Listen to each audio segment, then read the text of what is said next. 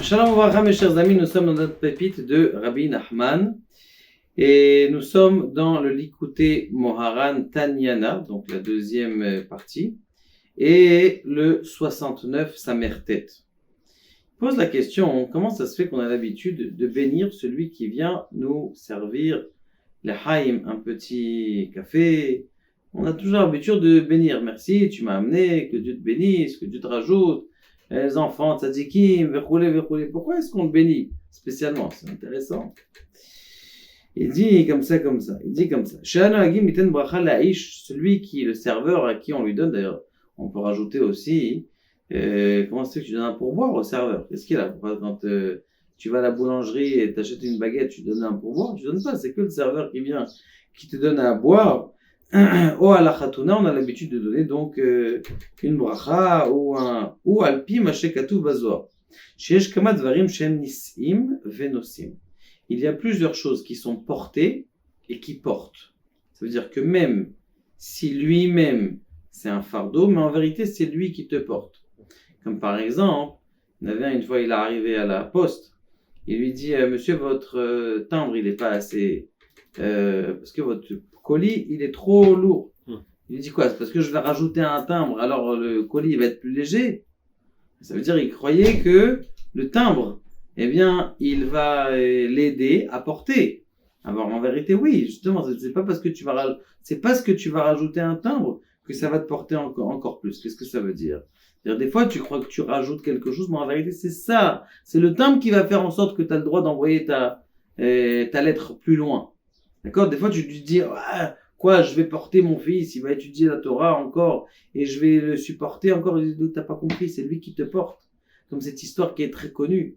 Il y avait un beau-père qui a dit à son gendre, il dit, écoute, Baruch Hashem, ça fait 10 ans que je t'ai... C'était la belle-mère qui a dit, écoute, ça y est, il faut dire à ton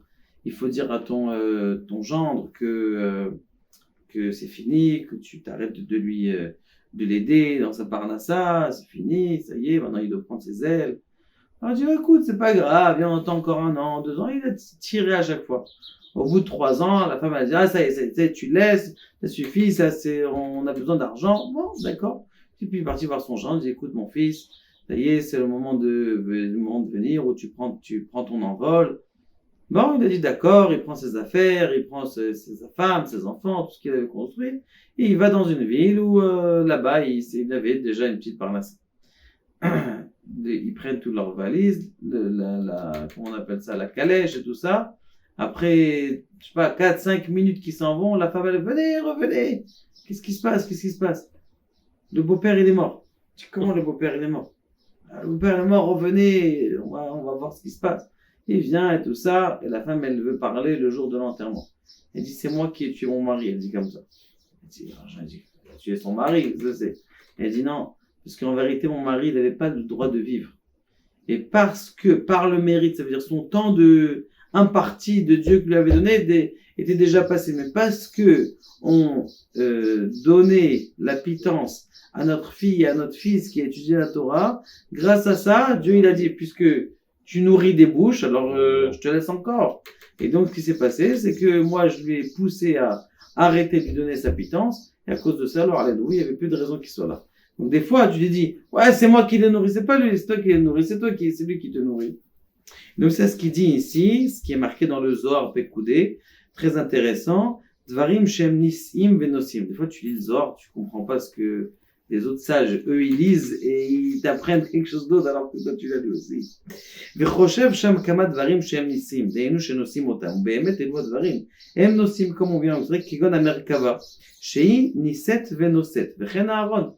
On sait très bien, le Aaron HaKodesh, que portaient les Lévi'im, en vérité, c'est pas les Lévi'im qui le portaient, c'est eux qui les portaient. À partir du moment où ils posaient les pieds et ils commençaient à avancer, hop, les Lévi'im, ils étaient en lévitation. D'ailleurs, c'est là qu'on a dit les Lévis. D'où est-ce qu'il vient le mot Lévi? Lévitation. Ils s'élèvent, tout simplement. En vérité, c'est ça la bénédiction que les personnes, elles donnent à celui qui te sert un petit vodka. Qui bracha, le mot bracha, ce sont les acrostiches du mot, qui ruach hachaya beofanim, par le vent de l'ange Baofanim, dans le char céleste. Qui bracha bechinat niset venoset. Ça veut dire qu'en vérité, c'est pas celui qui t'a donné à boire qui t'a donné à boire. C'est ta bracha qui fait en sorte que le mashké, la boisson, elle est venue. Qui a ofanim nosim achayot vachayot nosim otam. Parce que le char céleste, il est tenu par c'est eux qui tiennent le char céleste. En vérité, le char céleste, c'est lui qui tient en vérité les anges. Qui roi chaya baofanim vechenu kol hamerkava shofanim nosim et achayot veochayo behemet hamerkava noseh akol. C'est sûr que c'est le trône céleste qui tient tous les malachim qu'il a en bas, même si eux, ils font semblant de porter le reste. Mais Alken, c'est exactement ce qui se passe lorsque quelqu'un il vient et il donne la boisson pour te dire que justement, tu crois que c'est lui, tu crois qu'il te donne à manger, mais le contraire, c'est celui qui donne la bracha, qui donne la vitalité à celui qui donne à boire. Donc de là, on apprend quelque chose, d'essayer d'apprendre à regarder, non pas la première face, la face extérieure des choses, la face intérieure des choses pour te dire qu'en vérité, c'est qui le vrai cadeau, comme ce Zohar Kadosh qui est connu dans Parashat Bechukotai, que lorsque Kadosh Baruch Hu veut te faire un cadeau, il t'envoie un pauvre. Tu sais les pauvres là qui sont au feu rouge, ils sont au feu rouge, viens, donne-moi tzedaka. Tu sais ce qu'il y avait au bout après le feu rouge là-bas? Il y avait le Satan qui t'attendait avec un accident. Là, celui-là, il est venu, juste à temps, il a dit à Kadosh Baruch Hu, je vais te prendre en miséricorde. On va voir s'il donne la tzedaka. T'as donné la tzedaka? T'as eu le Satan qui s'est effacé grâce à celui-là qui t'a demandé Dieu. Et toi, qu'est-ce que tu dis? Oh là, encore ces gratteurs. Ouais, c'est gratteur. Il est en train de te sauver la vie, mon ami. Baruch Adonai Le'olam.